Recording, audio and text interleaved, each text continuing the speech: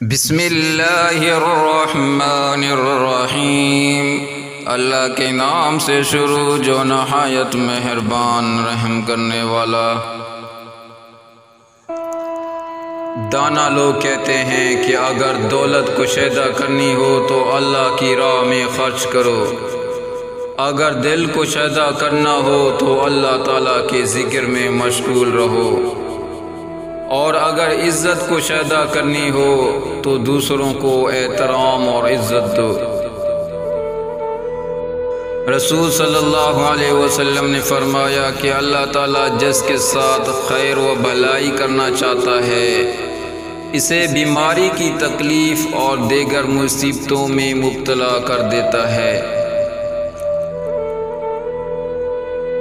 من کی میل کو ختم کرنے کے لیے سب سے پہلے میں کو ختم کرو، اور میں کو ختم کرنے کے لیے عاجز بننا ضروری ہے، اور عاجز بننے کے لیے یہ ضروری ہے کہ تو اپنی ہستی تک بھول جا کہ تو کیا ہے، بس تو اتنا یاد رکھ تو خاک ہے، خاک پر ہے، اور تجھے خاک میں ہی جانا ہے۔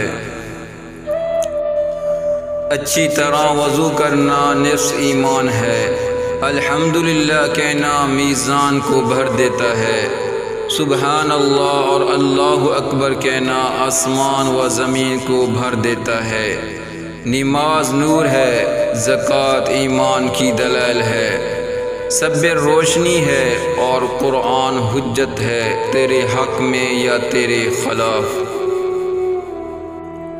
خوف خدا ایک ایسا چراغ ہے جس کی روشنی میں نیکی اور بدی صاف نظر آتی ہے۔ اللہ کو ماننا اصل بات نہیں، کیونکہ اللہ اپنی قدرت اور شان سے خود کو منوا لیتا ہے۔ اصل بات تو اللہ کو منا لینے میں ہے۔ اخلاق وہ موتی ہے جس کی کوئی قیمت نہیں ہوتی، مگر اس سے ہر چیز خریدی جا سکتی ہے۔ نصیحت کرنے والا اعلیٰ اخلاق اور بہترین کردار کا مالک ہونا چاہیے، تاکہ اس کی نصیحت کا اثر لوگوں کو متاثر کرے۔ مصروف زندگی نماز کو مشکل بنا دیتی ہے، لیکن نماز مصروف زندگی کو بھی آسان بنا دیتی ہے۔ اللہ ہمیں 5 وقت نماز ادا کرنے کی توفیق عطا فرمائے۔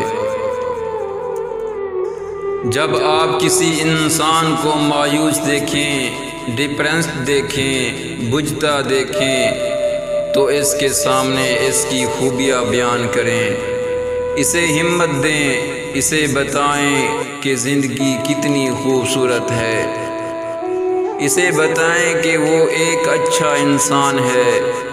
اس کے سامنے اس کی زندگی کے خوبصورت دنوں اور یادوں کا ذکر کریں تاکہ وہ پھر سے جی اٹھے۔ نماز ایک راز کی بات ہے جو بندہ اپنے پروردگار سے کہتا ہے، چنانچہ حدیث پاک میں آیا ہے، ان المصلی یناجی ربہ، یعنی نماز پڑھنے والا اپنے پروردگار سے راز کی باتیں کہتا ہے۔ رسول صلی اللہ علیہ وسلم نے فرمایا کہ جو چاہتا ہو کہ اس کے رزق میں فراغی ہو اور اس کی عمر دراز ہو تو وہ صلح رحمی کیا کرے۔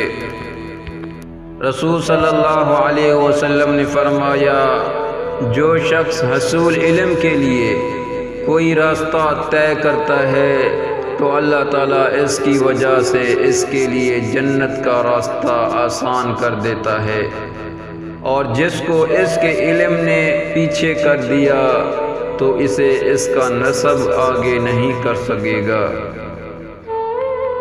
ایک ہی منزل کو بہت سے راستے جاتے ہیں، مگر صراط المستقیم کا انتخاب نہ صرف منزل کا حصول ممکن بناتا ہے بلکہ بہت سی مشکلات اور نقصانات سے بھی محفوظ رکھتا ہے۔